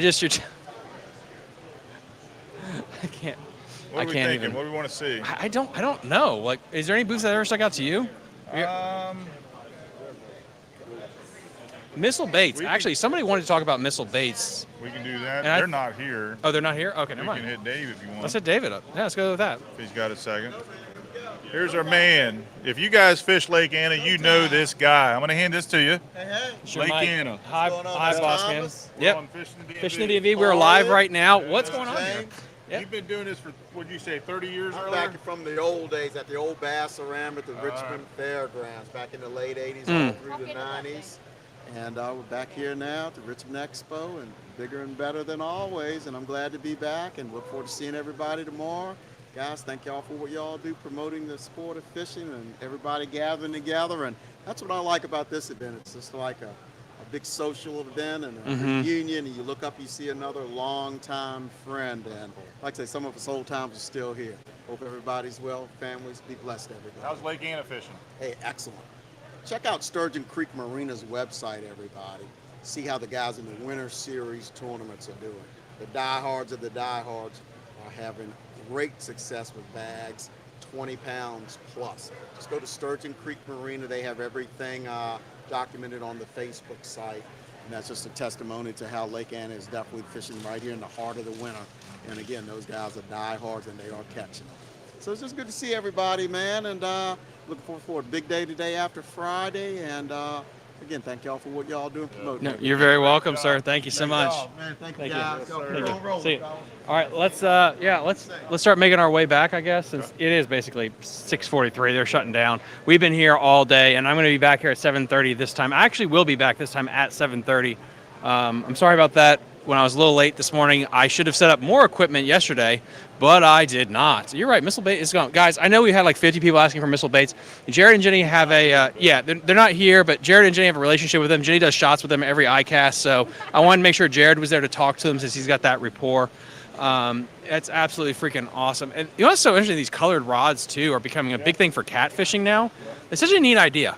Never even thought of that before, honestly. And then, guys, you should let us know down below in the comment section, what have you liked to see so far? We were already here. We actually nailed out a lot of the booths, honestly. I'm actually impressed with how much we've actually been able to talk to this time. And then again, we'll be back here tomorrow morning sharp at 8.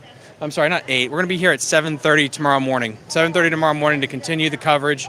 And we're going to hit all the booths that we didn't hit today, because there's no way I can actually do every single booth today. It's absolutely insane, because we got G Daddy tackle, we got everyone on this side we have to do. We're gonna try and make sure we get it all done. I mean, I don't even know what else to say. Like, we got Nanny's fudge, we got Granny's nuts, what is this? Is this Granny's free samples? This guy loves to pump out free samples. Come on down, guys, and get as much fudge as you want. I think that's pretty much, I don't think that's kind of like a wrap. So what we're going to do is we're going to flip out the mics here real quick. You're going to hold on to these. We have 30. Oh my goodness.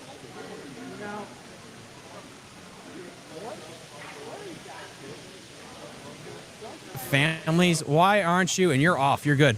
So, what is going on, guys? There is so many people here watching already. We have 35 people in the queue watching. Absolutely insane. We have 10 people. We have over 40 people watching right now on Instagram, Facebook, and YouTube. Absolutely crazy, crazy audience right now. So, just to give you like a little heads up about what's going on, what to expect. The show closes at 7 p.m. on Friday. tomorrow morning they open back up at 9, if I am not mistaken. I'm going to pull that up for you right here. All right, yep, so they open tomorrow at 9 a.m. So the Richmond Fishing Expo is from 9 a.m. to 6 p.m. on Saturday. I'm going to be pulling up the schedule for our live streaming and what we're going to be doing tomorrow. Perfect. Okay, here we get this right here. All right, here you go. So this is what we got for our live streaming schedule for tomorrow. So for the people that are not going to make it down to the Richmond Fishing Expo, we are going to be starting at 7:30, 7:45 tomorrow morning. That's again, we're starting at 7:30, 7:45 tomorrow morning because we have at 8 o'clock, we have Aaron Bell of Woods and Water. He's going to be on the show first. He's going to be talking about the citation program in Virginia. Then we have another special guest coming on, maybe two, that are going to be talking about the crappie fishing specifically in Virginia. Then we're going to go booth to booth, hit a few more booths up. We have, I think, Northern Virginia Kayak will be in the building as well. Ton of coverage. And then this will be updated. Again, I want to repeat this. We're going to update this. We're going to do meet and greets probably from 11 to 3. A lot more meet and greet time tomorrow will be available since we hammered out so many booths. We have something else. If you guys like gambling, if you like betting here. Okay, me and the Bass Federation, apparently we created a thing.